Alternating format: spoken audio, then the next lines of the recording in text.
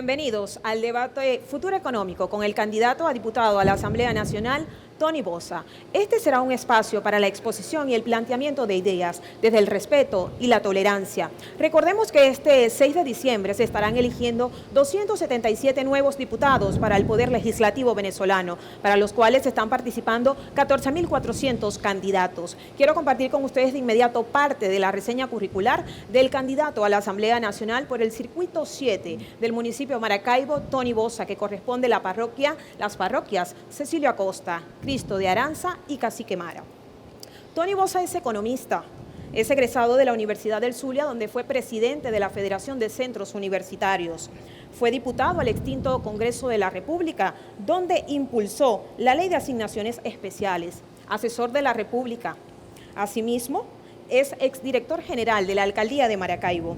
Es autor de los libros Cómo construir el Estado comunal y La guerra contra el pueblo. Es moderador del programa de televisión Bosa con Valdés y es candidato del PSUV a la Asamblea Nacional por el Circuito 7 del municipio de Maracaibo. En este debate estarán participando 3 profesores de la Facultad de Ciencias Económicas y Sociales de la Universidad del Zulia. Quiero compartir con ustedes parte de la reseña de cada uno de ellos. La doctora Aide Ochoa. Ella es licenciada en Administración, magíster en Empresas Públicas, doctora en Estudios de Desarrollo. También es profesora de la Facultad de Ciencias Económicas de Luz. Es investigadora del Centro de Estudios de la Empresa. Asimismo, es autora de 80 artículos publicados en revistas científicas y libros en el área de gestión pública y es coordinadora de investigación y posgrado de la UBB Zulia. En esta noche también estamos contando con la presencia de la doctora Ada Quesada, quien es economista. Ella es magíster en gerencia de empresas, es doctora en ciencias económicas, con posgrado en geoestrategia, geopolítica y geoeconomía. Es profesora titular de la Facultad de Ciencias Económicas y Sociales de la Universidad del Zulia. Eddie Aguirre también está participando en este debate. Él es economista. Es magíster en gerencia de empresas y doctor en ciencias sociales. Es profesor de la Facultad de Ciencias Económicas y Sociales de Luz. Asimismo, fue director de la Escuela de Economía de esta universidad. Actualmente es secretario del Poder Popular para el Desarrollo Económico en la Gobernación del Zulia y es gerente general de la Casa de Intercambio Criptolago. Quiero compartir con ustedes parte de lo que será la dinámica de este debate Futuro Económico con el candidato a diputado Tony Bosa.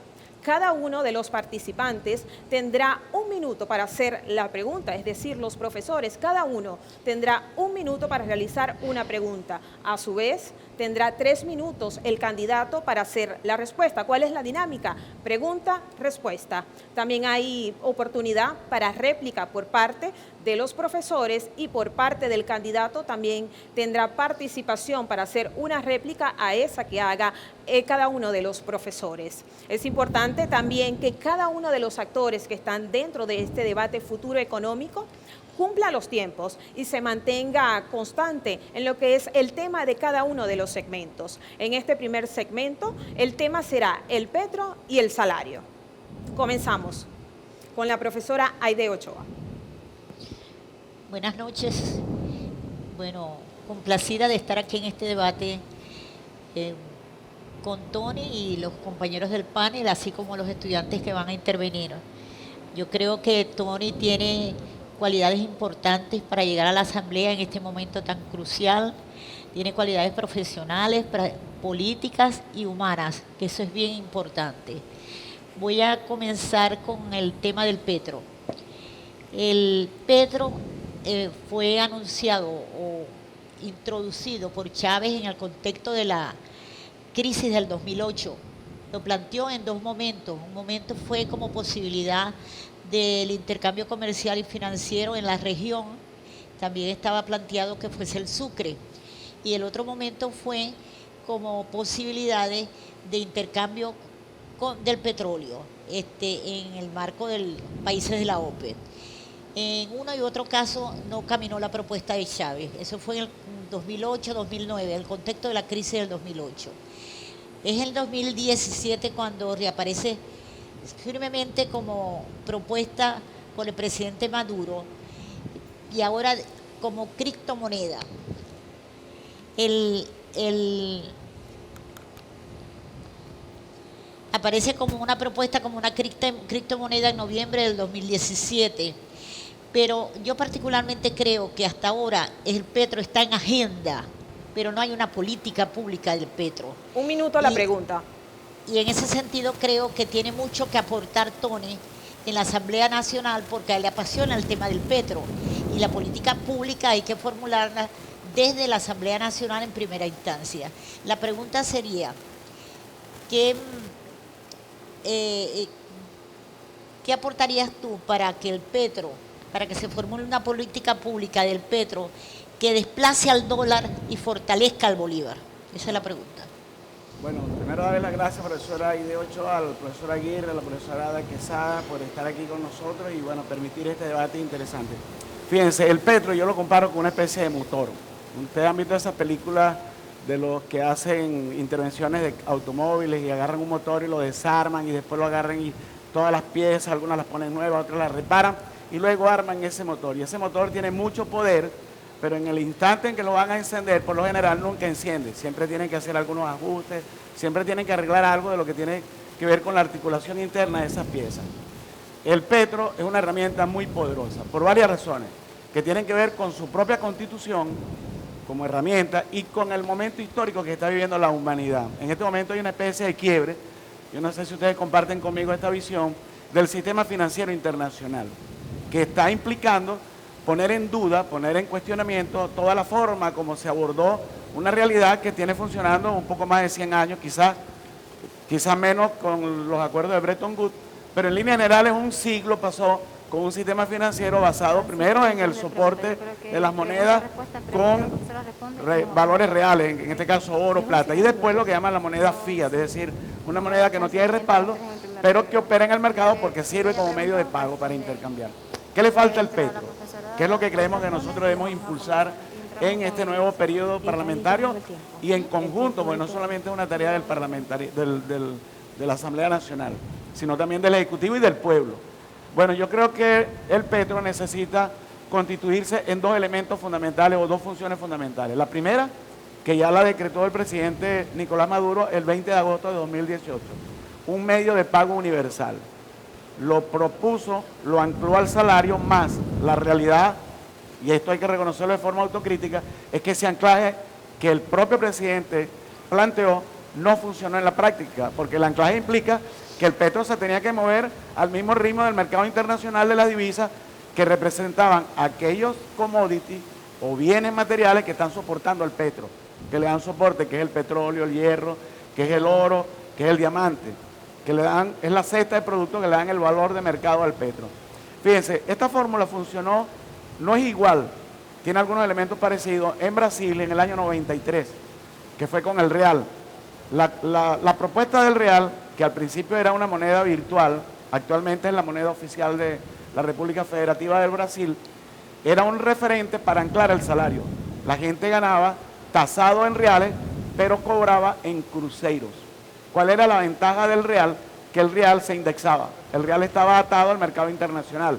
Claro, en ese momento Brasil recibió el apoyo del Fondo Monetario, del Banco Mundial. Es distinto al caso nuestro. Recuerdo que fue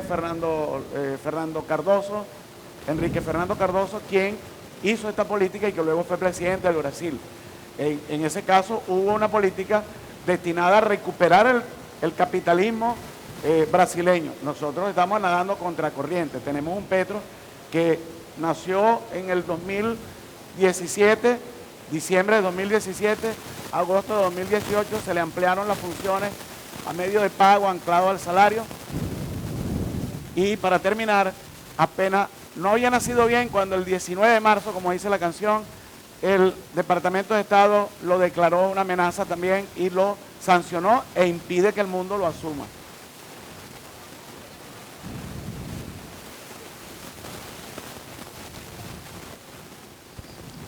Ya, buenas noches y gracias también por la invitación. Continuando con la temática, ya hizo la pregunta Aide. Mi preocupación con respecto al petro no es lo que lo soporta, porque tenemos suficiente capacidad de la parte mineral para hacerlo. es la plataforma tecnológica para que internamente nos sirva con la moneda, que nos sirva para el intercambio, tanto internacional como nacional. ¿Qué le digo yo en el intercambio? Una empresa grande como PDVSA que pueda pagar y comprar en Petro, pero el abasto La Locha, que está en el barrio El Último Rincón, también debe tener esa plataforma para todas esas personas. Pienso que ha sido uno de los problemas de la implantación del Petro. Porque, usted lo decía, cuando dice que lo decretó como una amenaza inusual el gobierno de Estados Unidos. Claro, porque Venezuela está sometida a guerra económica, psicológica, financiera, política, de cuarta generación, de quinta generación, de imágenes híbridas, de todo tipo de guerra. Y es lo que no se ha tomado en cuenta como para afianzar la política macroeconómica. La pregunta es, ¿qué hará usted desde la parte legislativa para que se cumplan los artículos del 2 al 8 de la Ley de Seguridad de la Nación, que tiene que ver con el desarrollo, la seguridad y la defensa del desarrollo integral de la nación, pero que también está en el artículo 5 de la Ley Constitucional de las Fuerzas Armadas Nacional Bolivarianas? Todo el aspecto jurídico está hecho, está conformado, pero el enemigo es grande. Y cuando dijo que Chávez era un enemigo excepcional, inusual, así Un minuto para la pregunta. Ok, no, la pregunta es, Sí. la plataforma para que funcione el Petro a nivel nacional y a nivel internacional. ¿Qué hará usted desde la Asamblea para Claro. ello? Fíjense, es importante esta pregunta porque esto nos permite entender la importancia del Petro. El Petro, en principio, fue una unidad de cuentas, ¿sí? Incluso se dio la orden de que todos los organismos tuvieran y todas las empresas tuvieran la expresión en bolívares y en petro. Y esto fue un paso adelante importante. Luego hablaron de reserva de valor, la gente podía ahorrar en petro, pero no podía hacer gastos en petro. En diciembre del año pasado comenzó una jugada bien interesante porque el petro fue puesto en circulación como medio de pago. Claro. ¿Qué sucede? Un medio de pago, si no es un medio de pago universal, no cumple su función. Queda recluido como una especie de apartheid, donde queda sujeto a las presiones de quien tiene el poder de poseer la mercancía, que va a ser el cambio, porque recordemos que el petro como medio de cambio es el equivalente universal, es decir, es el que puede cambiarse como toda moneda por cualquier mercancía. Al no poderse transformar en cualquier mercancía, es sujeto de extorsión, por decirlo con una palabra que no es la correcta, pero es sujeto a que si yo tengo un petro que el Estado me paga por pensión o por cualquier situación, yo no puedo cambiarlo en cualquier parte. Y eso me pone a mí en una situación de vulnerabilidad como portador de ese medio de pago. Entonces, ¿qué ha sucedido? Hay gente que está comprando el petro. Hay un montón de grupos en WhatsApp, en Telegram, comprando el petro. ¿Por qué? Porque están apostando al futuro, pero están comprando el petro a la quinta parte del valor, a la cuarta parte del valor, en los mejores casos a medio valor. Y evidentemente que faltan dos elementos. Uno, que el Estado asuma, porque recordemos que el Estado es uno de los motores fundamentales de dinamización de la economía, porque en este momento no se expresa así porque hay una merma sustancial del ingreso petrolero, Claro. pero en una evidente recuperación económica que seguramente va a venir en cualquier momento, el Estado recupera la capacidad de transacción, de impactar la economía, debe imponer a través de las leyes, y esto le corresponde al Poder Legislativo, hacer que las transacciones también se hagan en petro. Esa es la primera fase para que internamente sea un medio de pago universal. Pero también tenemos que agota el tiempo suscribir, para la respuesta, candidato. termino con esto, tenemos que suscribir un acuerdo con 1, 2, 3 o 4 países aliados que permitan que el petro vaya de ida y vuelta. Porque en ese momento cualquier portador de petro puede meterse en Alibaba y comprar cualquier cosa que necesite sin estar sujeto a esta debilidad interna que hoy lo tiene el petro. Gracias por la respuesta. Es tiempo de realizar la primera pausa y en breve regresamos con más de este debate futuro económico.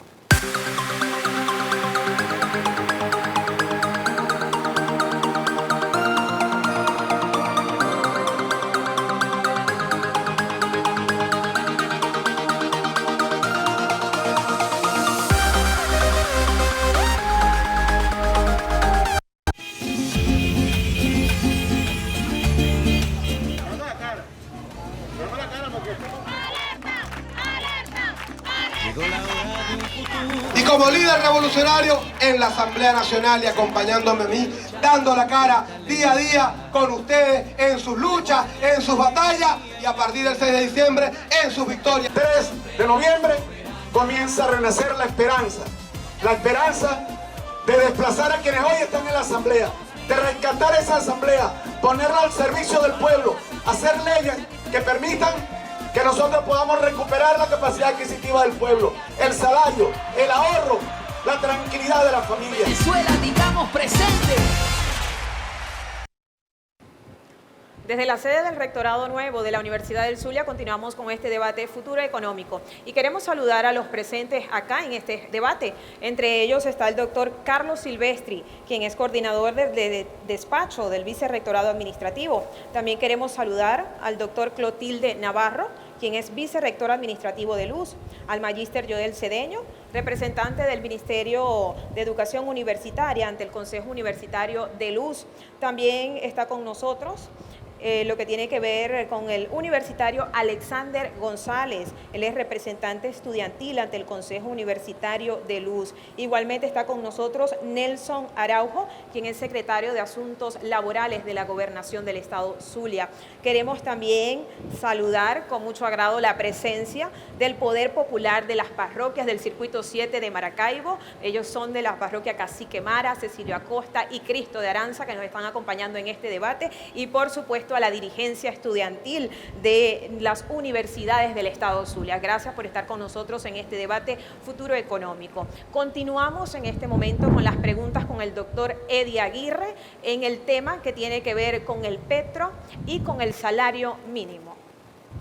Primero que todo, felicitarte por esta iniciativa de un programa futuro económico y además de ello haber seleccionado como escenario en este primer programa lo que es nuestra majestuosa sede del sede rectoral y el fondo que tiene como es al eterno rector, el doctor Jesús Enrique Lozada. La pregunta va orientada en lo siguiente, o sea, como estrategia disruptiva, el petro, nosotros al asomar eso, encendimos las alarmas a nivel mundial. ¿Por qué? Porque una nueva arquitectura financiera se estaba creando con ello y además de ser el primer país en haber propuesto un activo digital soberano, también respaldado por recursos naturales de los cuales tenemos la característica y el soporte suficiente para mantenerlo, y por ello eso llevó a que nos declararan como una amenaza inusual, como muy bien las anteriores panelistas lograron exponerlo. ¿Qué va a llevar usted a la Asamblea Nacional para darle la usabilidad, para generar la credibilidad y la confianza que necesita un activo digital, un criptoactivo, y se consolide en el mercado nacional y en el mercado internacional? Sí, importantísimo, porque esa pregunta nos permite a nosotros poner en el plano de la realidad el uso del petro. Más allá de lo que cada quien puede imaginarse que es la expectativa del petro, es importante leer la historia económica. Hay un libro que se llama Dinero, que es de John Kenneth Galbraith, donde él describe cómo en el siglo XIX la banca estadounidense, que desde el punto de vista de su organicidad era un desastre, pero que fluyó una serie de recursos que se colocaron justo en las áreas económicas que necesitaban un impulso en la inversión y lograron levantar una economía a pesar de que la banca era prácticamente un desastre, dicho por el propio Kenneth Galbraith. ¿Qué sucede con el petro? El petro, para que pueda fortalecerse y al mismo tiempo, porque no es el petro solo, es un conjunto de elementos donde el petro es uno de los fundamentales que tienen que ver con la estabilización del sistema de precios, que tienen que ver con el anclaje al salario para la recuperación de la demanda. Y uno de los elementos fundamentales que estamos manejando como propuesta parlamentaria es convertir el petro en un factor de inversión, porque el petro es un activo financiero. Entonces nosotros, por ejemplo, vemos figuras como los fondos de garantía recíprocas para las pequeñas y las medianas empresas, que aquellas empresas que tienen empuje pero no tienen avales patrimoniales no pueden acceder a un crédito. Lo mismo pasa con la República. Hay un montón de actores económicos, pequeños, medianos, unidades de producción familiar, comunas, que en este momento están produciendo porque la crisis nos obligó a enfrentar el problema económico desde situaciones y realidades coyunturales específicas, muy locales. Bueno, hay que crear fondos, estamos proponiendo la creación de fondos de respaldo al crédito popular. ¿Quién lo certifica? La organización popular más cercana, el Consejo Comunal, la comuna, que dice que la familia tal, la familia Martínez, tiene una unidad de producción familiar de pan casero, pero no tiene avales para pedir un crédito. Vamos a dar un crédito en Petro, que el Estado le asigne el Petro, que sea el garante, porque al fin y al cabo, cuando un banco quiebra, el Estado es el garante último. Entonces creamos un fondo que permita que la familia acceda al crédito en Petro y el Petro se convierte en un factor de ida y vuelta en todo lo que tiene que ver con adquisición de bienes y servicios. Mira, y hay una experiencia en la India, donde se ha demostrado que los pobres son los mejores buena paga, y de ellos las mujeres no quedan mal en las deudas. Entonces, hagamos de esa experiencia del Petro un flujo de inversión. ¿Quién lo soporta? El Estado. ¿Quién lo soporta? El factor económico, el actor económico fundamental que en esta crisis ha emergido, que es la familia, que es la comuna, que todas estas experiencias que hoy vemos, producto de la crisis, porque hay que decirlo, cuando el salario no alcanza, que es la verdad, que está pulverizado, el pueblo ha reinventado formas, unas buenas y otras malas por ahí, comercio ilegal de cosas, pero vamos a rescatar las buenas y vamos a convertirlo en una cadena de valor avalada y respaldada por el Estado a través del Petro. Gracias, candidato. Le recuerdo a los profesores que tienen 1 minuto para hacer una réplica, en caso de que quieran hacerla. ¿Tienen alguna? Ok, continuamos entonces con los siguientes temas de este debate futuro económico. Vamos entonces a tratar el tema relacionado a la dolarización y la inflación. Comienza la profesora Aide. Perdón, ¿cuál es el tema? Dolarización e inflación. No sabía que La ese tema profesora estaba tenía ganas de contemplado. seguir hablando del salario. No, También claro, puede hacerlo. claro, porque en el primer segmento estaba contemplado el salario y no lo discutimos. Claro. Ahí Yo está voy la a plantear réplica. el tema del salario. Claro. Ok. Puede hablar El tema del salario. Lo Que tiene. creo La que idea es abordar en cada espacio los dos temas. Aprovechar el tiempo Sí, lo mejor claro. posible. yo pienso que lo importante no es el salario, sino el poder adquisitivo, que de alguna manera tú lo planteabas ahorita pasaban un video donde tú lo estabas planteando. Cualquier salario que se ponga en este momento no permite a la gente mínimamente satisfacer sus necesidades. ¿Por qué? Porque los empresarios se encargan de subir los precios y no tienen quien los controle. O sea, y hacen la subida de los precios sin ninguna consideración del ser humano. Eso es así y lo sabemos todos porque todos hacemos mercado. Entonces, uno no escucha el tema del control de precios. El gobierno ha hecho algunas cosas. Hizo en algún momento los precios acordados, que acordados eran fundamentalmente pues, precios puestos por los empresarios. Después creó unas instituciones para controlar los precios. La Contraloría Social ha estado ausente en ese tema. Mucho se habla de la Contraloría Social y poco se desarrolla. Entonces, mi gran preocupación es, ¿qué tienes planteado para abordar ese tema de los precios? Que salario y precio son dos elementos que hay que tener en cuenta para poder tener el poder adquisitivo del banco. Claro. Mire, profesora, primero que la pregunta es fundamental para poder abordar la realidad económica que hoy tenemos. El salario se pulveriza y es como una competencia. Yo he dicho, lo he comparado, que además no es una comparación que hice yo, la hizo el profesor Fernando, el autor de Inflación, Caballo de Troya del Neoliberalismo, Fernando Pisani, un profesor universitario argentino, que habla de que, bueno, los precios van en una especie de Fórmula 1, van corriendo en Fórmula 1 los precios de las mercancías, pero el salario va en bicicleta.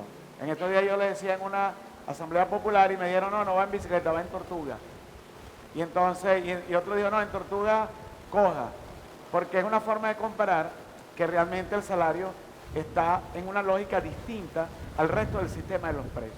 Fíjate, yo creo, profesora Aide, que debemos tener primero la mente amplia para tomar medidas audaces, para convencer a muchos economistas nuestros, porque eso está relacionado con un debate que no es el plano donde debemos hacerlo, que tiene que ver con la ley del valor y con la tendencia a los precios naturales. Lo dejo para los economistas. En concreto, ¿qué significa?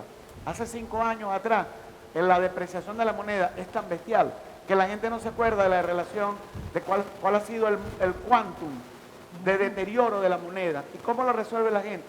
Lo compara con una divisa. ¿Y qué significa eso en la práctica? Están indexando la comparación. Nosotros estamos proponiendo indexar el salario. ¿Es una medida audaz? Claro que es una medida audaz, pero estamos en tiempos donde ameritamos medidas audaces. ¿Qué significa indexar el salario? Para el público corriente, que vaya al mismo ritmo de la inflación.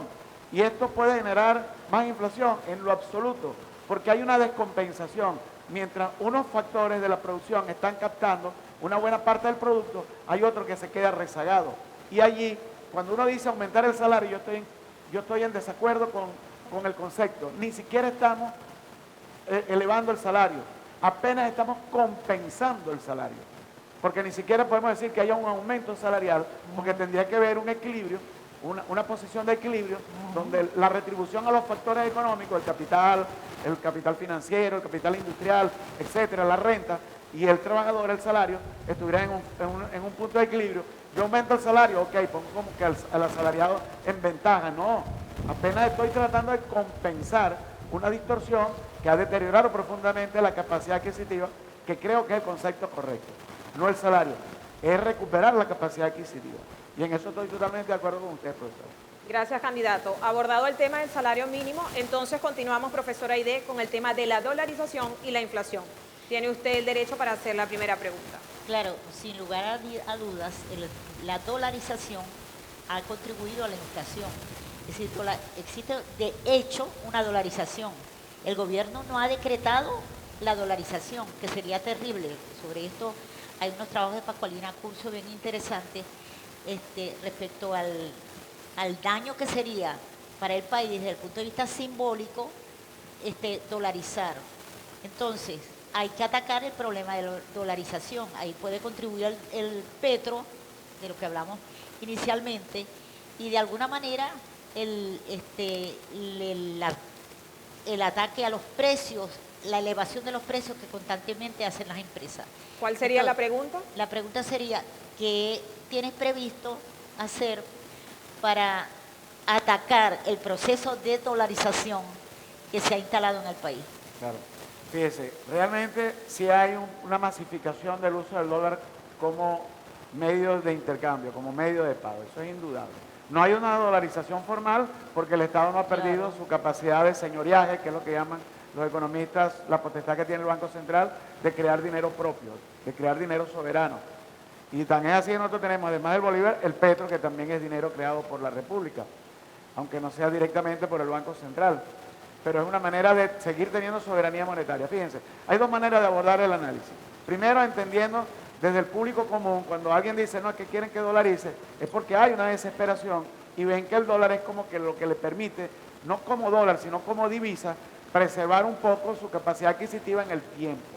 Y uno entiende la lógica de cuando alguien plantea eso, pero eso, visto en perspectiva, visto en análisis científico, sería terrible que el Estado venezolano asuma la dolarización como una solución. Y hay dos formas de abordarlo. Lo primero es que yo entiendo que la gente está buscando asociar su capacidad adquisitiva a una divisa. Bueno, por eso estamos proponiendo el petro. Pero además, el que no crea, bueno, vamos a comparar, así como hacen los abogados en el derecho comparado, hagamos una comparación. Ecuador, yo quiero que la gente investigue en internet, ya que todo el mundo puede meterse en internet, y busque un autor que se llama Alberto Acosta, que es un autor, un economista ecuatoriano, que fue hasta candidato presidencial. Él saca las conclusiones del daño profundo que le ha causado la dolarización a Ecuador. Es mentira que pararon la inflación. Cuando en Estados Unidos la inflación era de 11 puntos, en Ecuador era de 110. Era prácticamente 10 veces la inflación. No pueden hacer un presupuesto del Estado propio si no está sujeto a la capacidad de captación de divisas. Es decir, no pueden atender situaciones de emergencia, de pobreza, si no están captando dinero que otro país produce. Eso sería el acabose, como decimos en criollo. Yo estoy en contra de la dolarización, aunque entiendo por qué la gente lo está planteando, en el desespero del deterioro de la capacidad adquisitiva. Gracias, candidato. Hacemos una nueva pausa y en breve regresamos.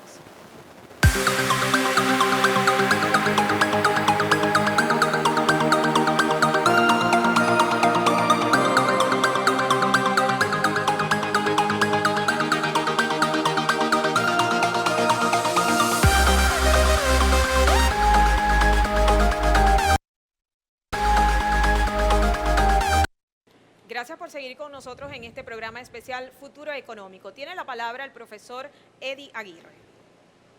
Es indudable que la ley antibloqueo ha generado bastante controversia en lo que es la parte en la sociedad y en lo que es la parte mediática. Ellos lo han manejado hacia el aspecto sobre que hay desinformación, que hay un manejo muy discrecional por parte del Estado, pero no han dicho lo que acompaña a la ley antibloqueo, que es la ley antibloqueo para el desarrollo económico nacional y la garantía de los derechos humanos. Allí es donde está la esencia de ello. Está recogido allí 3 capítulos, 44 artículos, 3 disposiciones que son acciones disruptivas que lleva a cabo el Estado ante un bloqueo y unas sanciones que nadie puede negar al tomar un análisis económico. ¿Qué propuestas lleva para que esa ley tenga la efectividad que se espera para atraer las inversiones y para generar el desarrollo económico nacional y garantizar los derechos humanos? Bueno, lo primero es entender la ley. Creo que la ley ha sido mal interpretada por algunos actores, algunos de buena fe porque simplemente están influenciados por los medios, pero ahí hay una serie de elementos que nos ayudan a recuperar la soberanía. Primero, es mentira que la ley impida el despliegue de todos los demás poderes contralores, solo que ante una situación de guerra, el Estado se reserva unos protocolos a través de la ley para poder acceder a la información. No es que la Contraloría no pueda acceder a la información, eso está claro. Y en el artículo 18 y en el artículo 20, si no recuerdo mal, están los preceptos donde se establece la orientación hacia donde debe ir dirigido el esfuerzo para recuperar la soberanía. La Asamblea Nacional próxima tiene que ir a recuperar nuestros activos en el exterior. Eso es fundamental. O sea, nadie puede dar por perdido, por ejemplo, la CIDGO, porque eso sería la primera derrota que tendríamos nosotros. Nosotros tendremos que ir al resto del mundo a buscar nuestro patrimonio. El caso de la CIDGO, que tenemos 3 refinerías. La más grande de esas refinerías, profesor Aguirre, para que vea el golpe que nos dieron, es mayor que la mayor de las refinerías de la Chevron en los Estados Unidos, que es un ícono del negocio petrolero mundial. Es decir, no estamos hablando de burucita, como decimos en criollo, que nos quitaron. Y como la ley establece, garantizar los derechos humanos, porque es para el desarrollo económico y los derechos humanos, no se puede hacer uso y garantía de los derechos humanos si no hay recursos. Yo recuerdo una clase de mi profesor, que en paz descanse, el profesor Luis Gómez, que decía que cualquier derecho necesita recursos. No hay forma de garantizar un derecho sin recursos. Y evidentemente garantizar los derechos humanos de la República, de alimentación, de vivienda. Recordemos que incluso el programa de las Naciones Unidas para la lucha contra el hambre lleva el nombre de nuestro comandante Hugo Rafael Chávez Frías. ¿Por qué es eso? Porque nosotros logramos las metas del milenio, incluso antes que muchos países, porque veníamos desarrollando un proceso de distribución de la renta insuficiente pero necesario para avanzar a un estadio mayor que debe ser el socialismo. Yo creo que nosotros debemos usar la ley antibloqueo no solamente para quitarnos el bloqueo, sino para avanzar en la revolución y profundizarla. Profesora Ada, tiene la palabra. Varias preguntitas allí. Del salario. El salario simplemente es cumplir No el se artículo oye. 91 de la Constitución. A eso debe abocarse. El artículo 112 de la Constitución, que contradice la parte de la ley antibloqueo porque tiene que ver con las inversiones extranjeras que vengan y la confianza. La confianza de las inversiones extranjeras es, déjame hacer todo lo que a mí me dé la gana, ¿ok? Y tú no tengas ninguna contraloría, ni mucho menos contra o para mí, igual que la parte de los impuestos. La otra que tenemos aquí alosada, ¿qué hará con la ley universitaria? Y sí ordenará desde la Asamblea Nacional, cuando usted esté en la Comisión de Finanzas, una auditoría para luz financiera, administrativa y de personal, que la necesitamos para volver al pensamiento universal y para volver a la ética y a la moral en lo que se refiere a todo lo que es la gestión de la Universidad del Zulia. Bueno, esto fue una metralleta de preguntas que me hizo la profesora Ada Quesada. Está bien, muy bien, me parece Pero que bien. era rápido. Lo primero tiene que ver, fíjense, cuando el presidente Nicolás Maduro dice que tengamos confianza, yo creo que no puede ser un cheque en blanco, porque Y el presidente tiene razón cuando dice que no se va a comprometer el patrimonio venezolano, no va a haber lo que algunos temen, que una desnacionalización de la industria petrolera, porque la misma ley que tiene rango subconstitucional es una ley constitucional, pero está por debajo de la norma fundante, que es la Constitución, obliga, y yo leí la norma y permanentemente hace cita de que se van a preservar los preceptos constitucionales, el artículo 303 que tiene que ver con el monopolio de la industria petrolera. Ahora, ¿qué pasa con los capitales que van a venir? Bueno, yo lo voy a decir aquí de manera autocrítica. Yo creo que la ley antibloqueo también amerita tocar otros puntos, como por ejemplo una revolución tributaria. O sea, el que viene aquí tiene que entender que tiene que pagar impuestos. Lo que Luis Brito García ha venido diciendo, que esos acuerdos de doble tributación nosotros tenemos que eliminarlos, porque no puede ser que paguen allá y no paguen aquí. Y además, cuando Venezuela es un país de toda la América Latina y el Caribe que apenas paga el 9% de la recaudación con respecto al Producto Interno Bruto, cuando el promedio es el 23,1%. Entonces es absurdo, estamos de último en la cola. Y además, cuando vemos la constitución interna de esa recaudación, 14% es impuesto sobre la renta y 86% es impuesto al valor agregado. Es decir, no basta la ley antibloqueo, por eso es importante desarrollar toda una serie de leyes conexas. Y respecto a la universidad, yo soy un universitario, además como egresado de la Universidad del Zulia, soy miembro de la comunidad universitaria y fui presidente de la Federación de Centros.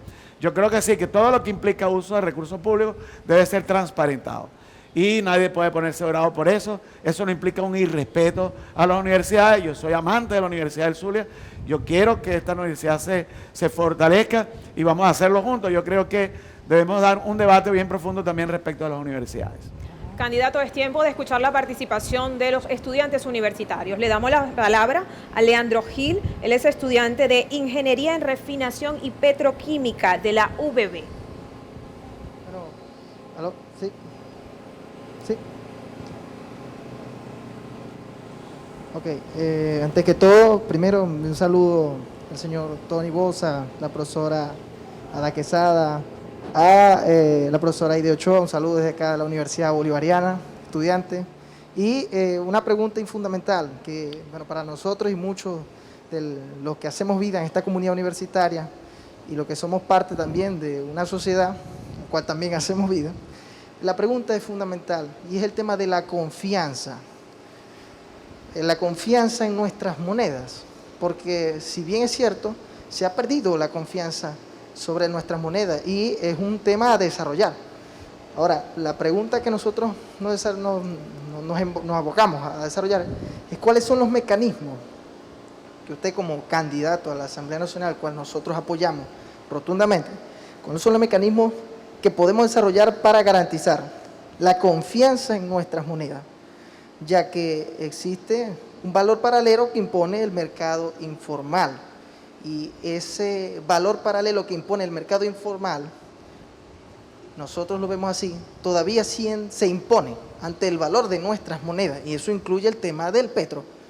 Queremos desarrollar o garantizar una confianza en el petro, pero para garantizarlo tiene que haber un respeto al valor de nuestras monedas, y el mercado informal no nos lo está garantizando, cosa que en ese caso debe haber mecanismos que garanticen y fundamenten el respeto de nuestra moneda, para que nosotros podamos ejercer la confianza en ella. Esa es la pregunta. Bueno, primero que la confianza, la palabra es un acto de fe, confiar es un acto de fe. Sin embargo, no puede ser a partir de, qué sé yo, de como una especie de elevación espiritual, no. Eso es por la praxis. Cuando yo voy con un petro y digo, dame tal producto, y ese producto me lo entregan, y el que me recibe el petro va a otro y le dice, dame tal insumo, y ese insumo se lo entrega, es decir, creas un ciclo, vas creando confianza. Eso en primer lugar. Pero en segundo lugar, es un problema de poder, es un problema de poder.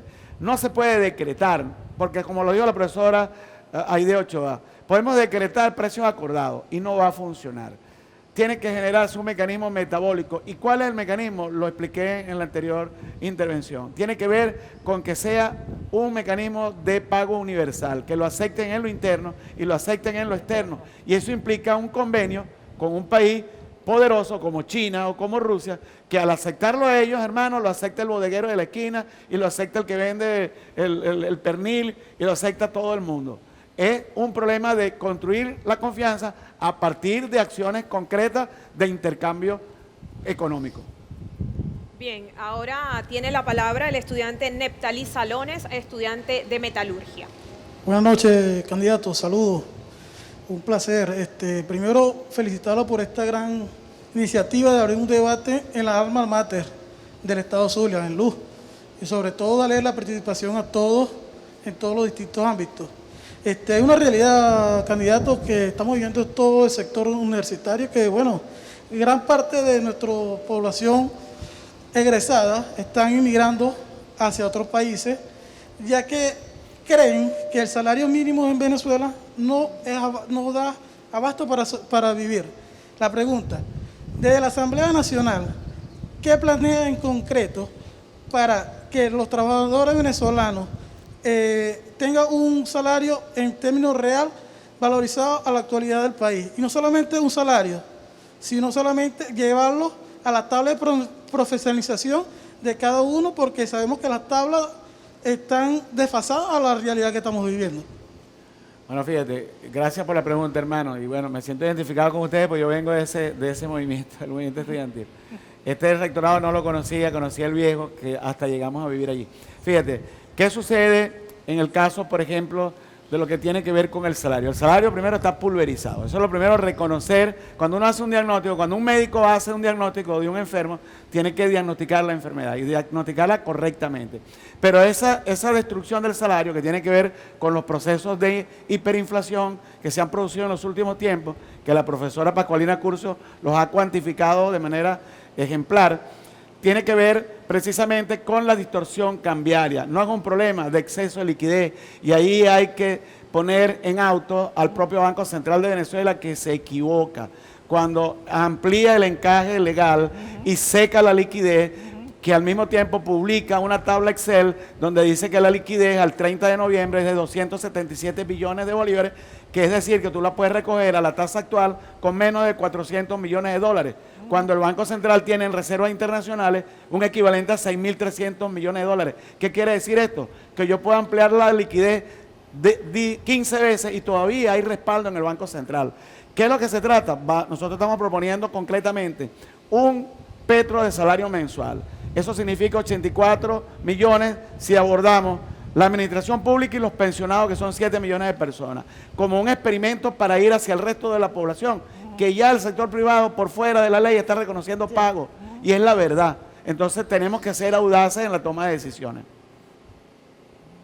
Gracias, candidato, por su participación. Nosotros llegamos al final de este debate futuro económico con el candidato a diputado a la Asamblea Nacional, Tony Bosa, donde tanto estudiantes como profesores universitarios debatieron sobre temas en el ámbito económico, que sabemos que es un tema amplio, temas como la dolarización, el petro, la inflación, la ley antibloqueo, el poder adquisitivo del venezolano, entre otros. Nosotros nos despedimos con este BTR del llamado al voto. Gracias. Construir y proteger la economía digna de la familia venezolana es responsabilidad de todas y todos los que queremos ver nuestra patria renacer. Recuperar la Asamblea Nacional significa que vamos juntos a garantizar la tranquilidad y el buen vivir del pueblo venezolano. Ven, vamos juntos a votar este 6 de diciembre para que demostremos que solo ejerciendo nuestro derecho a participar en democracia podemos entendernos y reconocernos como hermanos y como hijos de nuestra patria.